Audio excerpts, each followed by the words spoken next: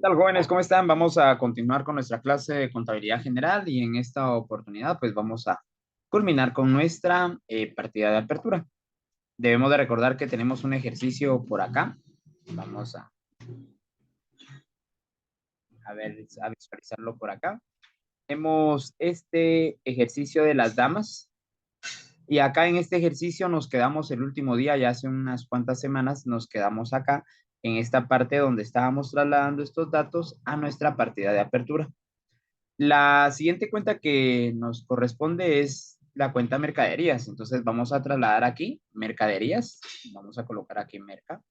Y vamos a visualizar la cantidad que tiene. Tiene 60.730. Entonces vamos acá y colocamos 60.730. Bien, vamos con la número 5 que es mobiliario de equipo. Mobiliario de equipo, aún siendo de activo, todas las cuentas de activo van en el lado del debe, ¿verdad? En la primera partida o en la partida de apertura. Si visualizamos nuestra información, tenemos un total de 32.540 para lo que sería mobiliario de equipo.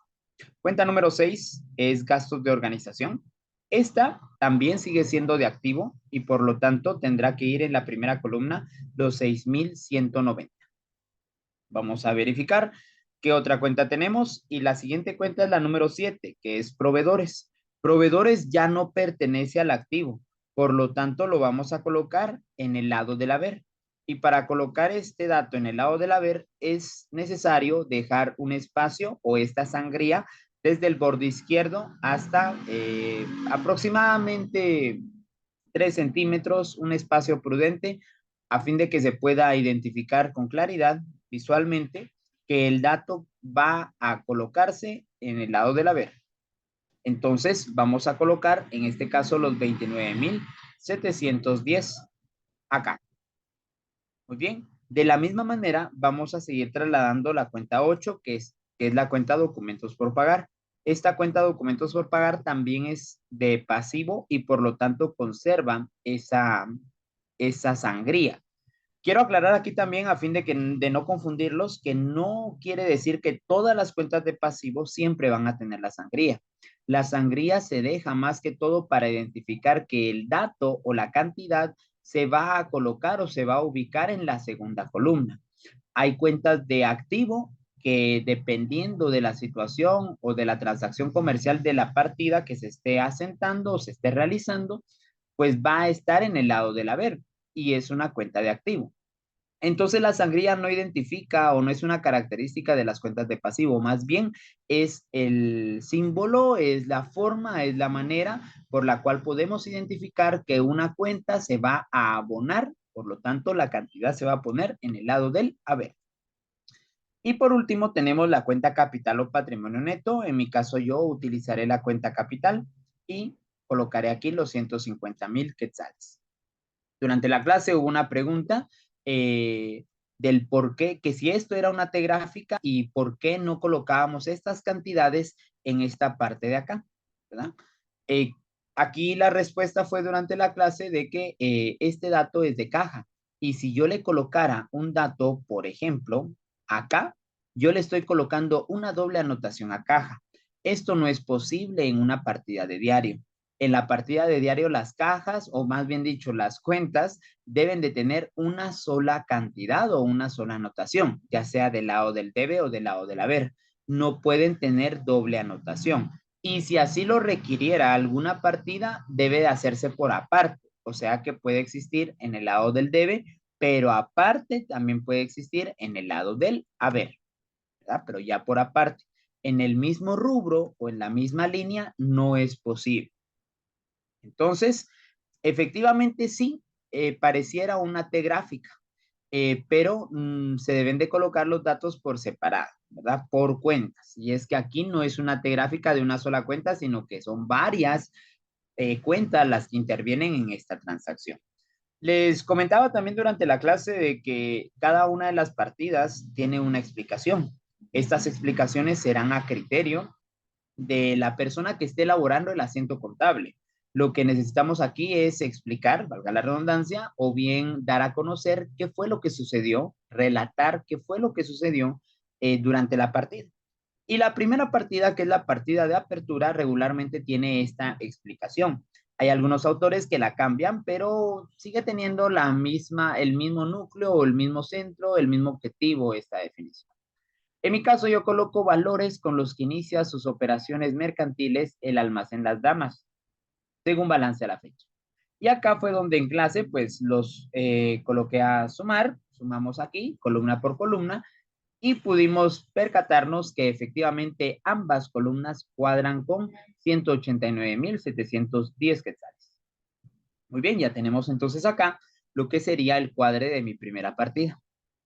Vamos a continuar sin dejar ni una sola línea. Vamos a continuar con la partida número 2. Antes de continuar con la partida 2, quiero recordar otra pregunta que surgió durante la clase el día de hoy. Y la pregunta era si en algunos casos la partida no llegara a cuadrar con la misma cantidad en ambos lados.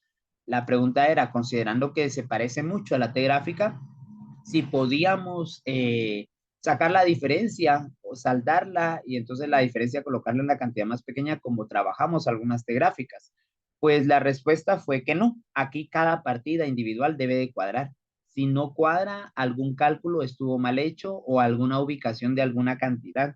Entonces no va a haber necesidad de cuadrar o sacar la diferencia porque todas las partidas deben de cuadrar. También dentro de la clase hubo una aclaración y era el hecho de la línea de saldo. Esta línea de saldo va a darnos a entender que debemos de sumar todo lo que esté por encima de ella. La línea de saldo se debe hacer con el mismo color de lapicero con el cual están escribiendo.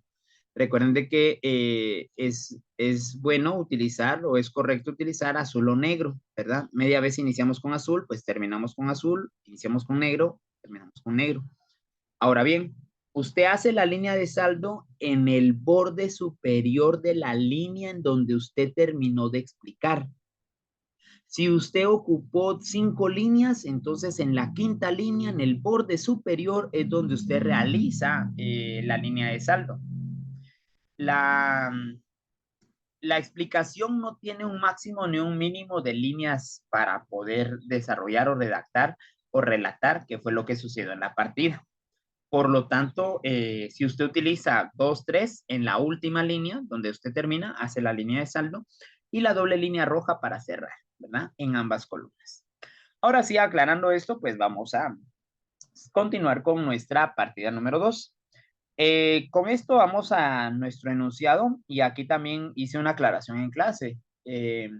Aquí inicia el movimiento durante el mes. Estos que tenemos por acá no son incisos, son días. Entonces aquí incluso lo dice en la parte inicial. Pero a veces lo olvidamos y pensamos de que este es el inciso 3 y entonces aquí como inicia el 6, quizá el profe se saltó el 3 y el 4 y el 5 o el ejercicio está mal. Estas son fechas, no son enunciados. Segundo, van en orden cronológico, o sea que van en orden de fecha. Tenemos 3, 6, 9, 12 y así sucesivamente todas las fechas. No vamos a encontrar, por ejemplo, el día 15 y posterior un día 4 o el día 12 y después un 22 y después un 4 o un 2. Van a ir en orden cronológico ascendente, lógica. ¿Sí? Iniciemos entonces, vamos con la partida número 2. Vamos a colocar aquí centrado, partida 2 del 3 de julio, debido a que estamos trabajando el mismo mes de julio. Vamos acá entonces. Dice así, se pagó el alquiler del presente mes y 3 meses más a razón de 2.352 cada mes con el IVA incluido. DTE, debemos de recordar que DTE significa documento tributario electrónico. Y en este caso, nuestro documento tributario electrónico es la factura número 469. Esta dice sujeto a pagos trimestrales y es de Isidro Bocanegra.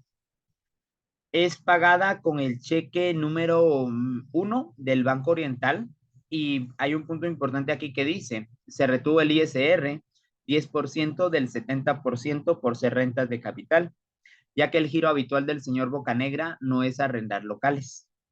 Entonces, en este caso, pues hubo una pequeña explicación que yo di durante la elaboración de esta partida. Vamos a sentarla, vamos a colocar la estructura y después voy con la explicación respecto al ISR. Vamos a cargar entonces alquileres pagados por anticipado por el hecho de que estamos pagando el alquiler del presente mes, ahí va uno, y 3 meses más, o sea que estoy pagando 4 meses de alquiler. Por anticipado, inclusive el presente mes, porque si nos damos cuenta en la fecha está 3 de julio. Entonces estoy iniciando mes y estoy pagando ya el presente mes. Por lo tanto, colocamos alquileres pagados por anticipado. Como el comprobante acá es un DTE, documento tributario electrónico, y es una factura, debemos de recordar que el único documento comercial que genera impuesto al valor agregado, o sea, IVA, es la factura. Por lo tanto, acá me va a generar un IVA y este será el IVA por cobrar porque estoy adquiriendo un servicio. Es como que si estuviera comprando el servicio de alquiler. Entonces, en este caso, me va a generar un crédito fiscal, un saldo a favor, un IVA. En su momento le voy a pagar a Isidro Bocanegra, pero que posterior puedo cobrárselo o puedo decirle a SAT que yo tengo un saldo a favor. Entonces, por eso será IVA por cobrar. Aquí deben de recordar también que como este alquiler pagado por anticipado es como la adquisición o la compra de un servicio, siempre con las compras o las adquisiciones irá el IVA por cobrar. ¿Sí? Muy bien, vamos a continuar y ahora vamos a ver la forma de pago. Dice que se pagó con un cheque del Banco Oriental, por lo tanto el dinero salió de bancos. Pero además de eso, en la parte final, en el enunciado nos recuerda que debemos de retener el ISR, el 10% del 70% por ser rentas de capital. Entonces, en este apartado, pues vamos a dejar también la cuenta ISR retenido por pagar sobre rentas de capital. Quiero aclarar algo acá. Este apartado y este que estoy marcando es la misma cuenta. No es que tenga un ISR y aparte la cuenta capital. Yo lo coloqué así porque a mí no me dio el espacio para colocar el nombre completo de la cuenta. Aquí pude haberlo solucionado de diferentes formas.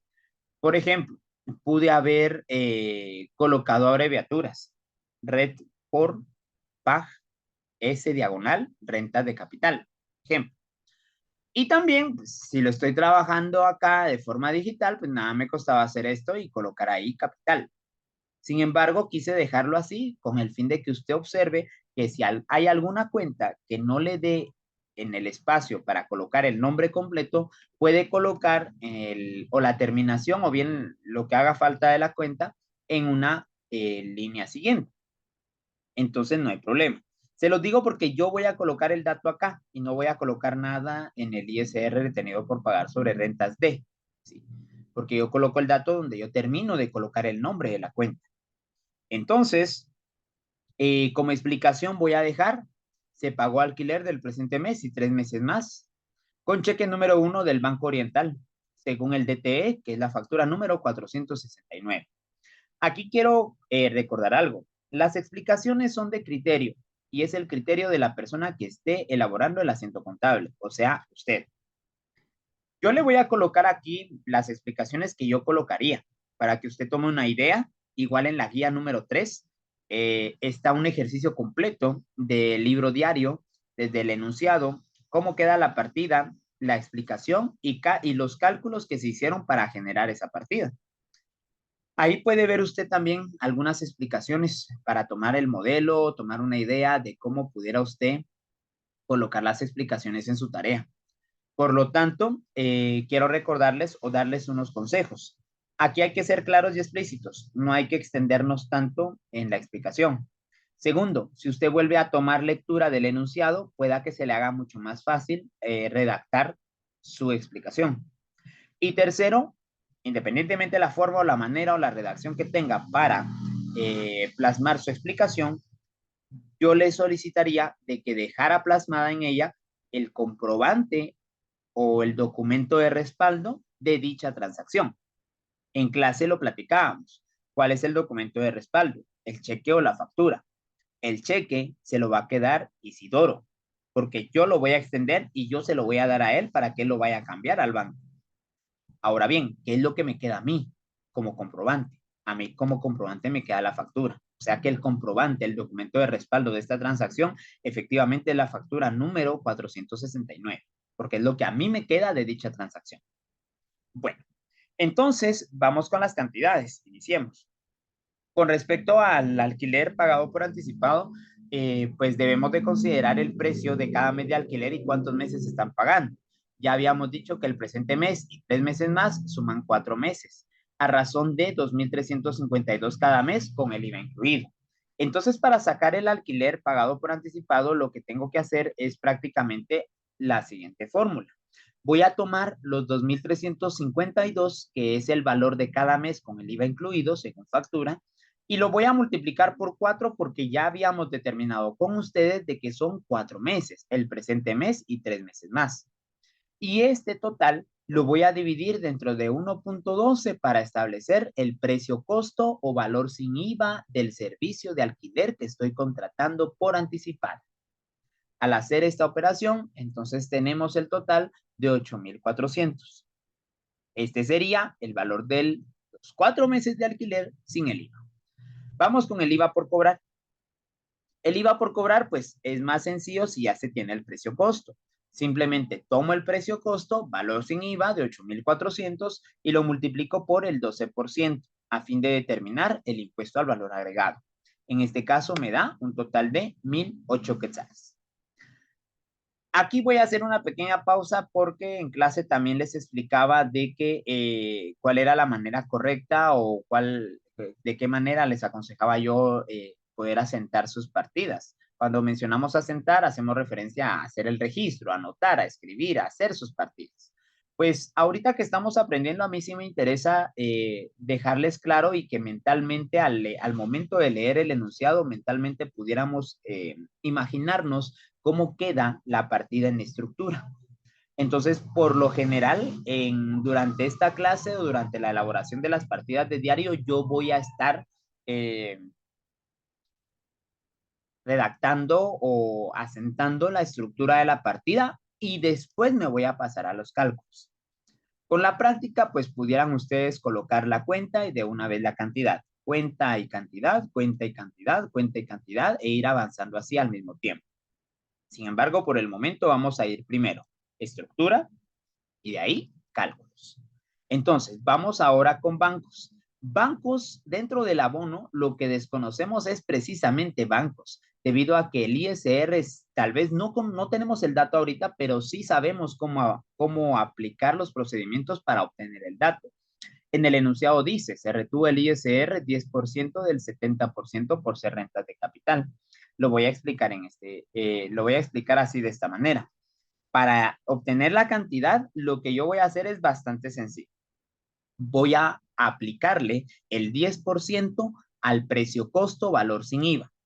Este 10% hace referencia al porcentaje de ISR en rentas de capital. Ahora bien, el 70% ya es un agregado en donde se hace referencia a que las rentas de capital o las ganancias de capital que se obtengan de algún bien inmueble debe de considerarse un 30% fuera del cálculo del impuesto sobre la renta. Vamos a entrar más a detalle en las siguientes clases con respecto a este 70%. Por el momento, yo quisiera de que hicieran el procedimiento tal y como está en el enunciado, 10% del 70%, de esta manera. Y así obtenemos entonces el ISR que le vamos a retener, no le vamos a pagar a Isidro Bocanegra. Ahora bien, para bancos es bastante sencillo. Vamos a verificar con cuánto cuadra o cuál es el total de la factura.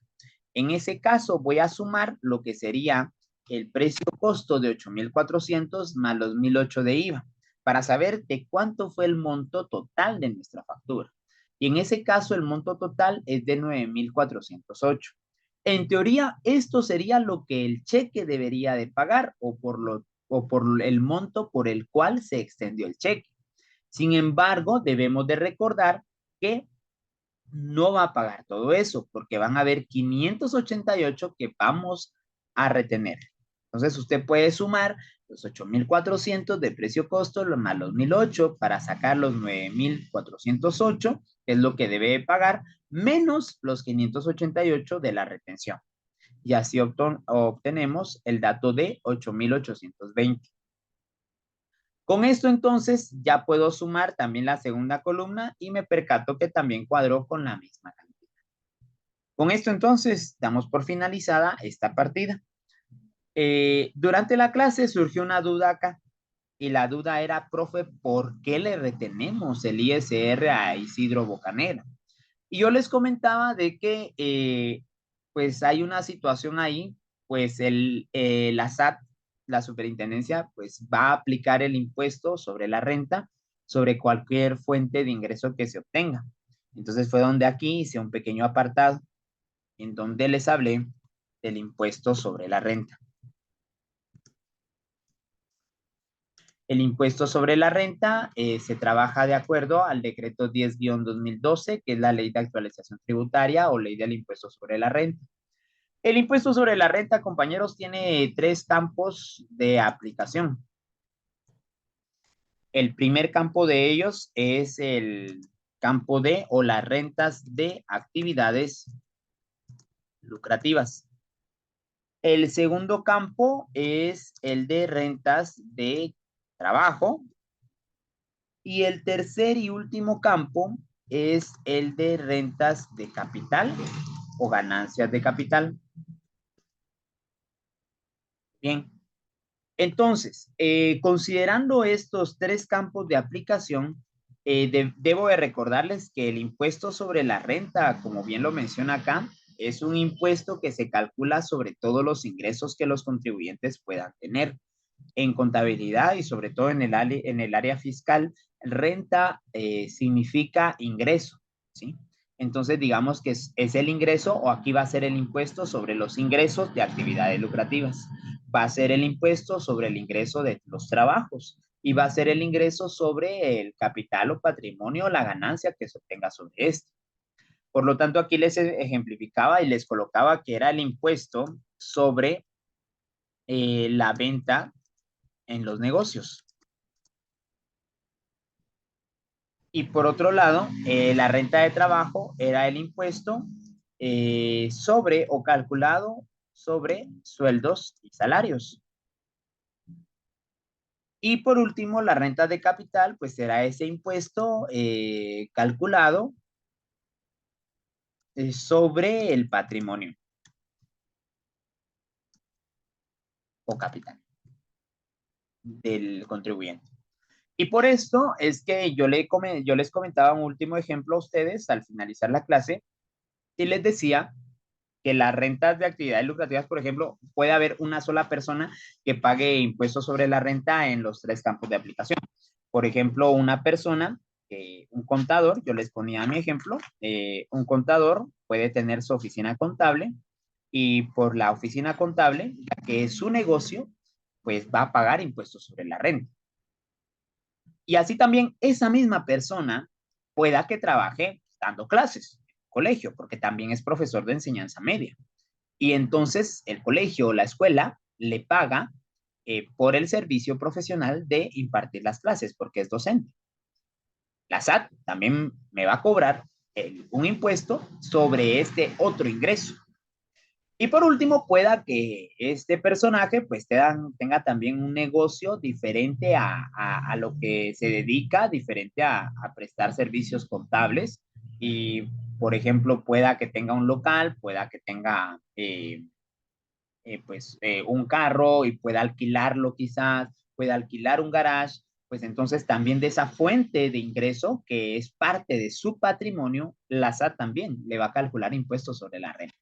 Y les apuesto a que si yo tuviera otra fuente de ingreso, por ejemplo, una cuarta fuente de ingreso, pues SAT también se inventaría un cuarto campo de aplicación para poder calcular el impuesto sobre la renta. Entonces, de esta manera, pues se practica o se aplica el impuesto sobre la renta en los tres campos de aplicación y es posible que un mismo contribuyente pueda pagar diferentes ISR o diferente cálculo de impuestos sobre la renta dependiendo la renta que tenga.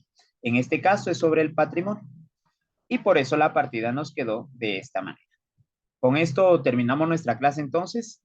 Hasta aquí nos vamos a quedar el día de hoy. Muchísimas gracias por su atención.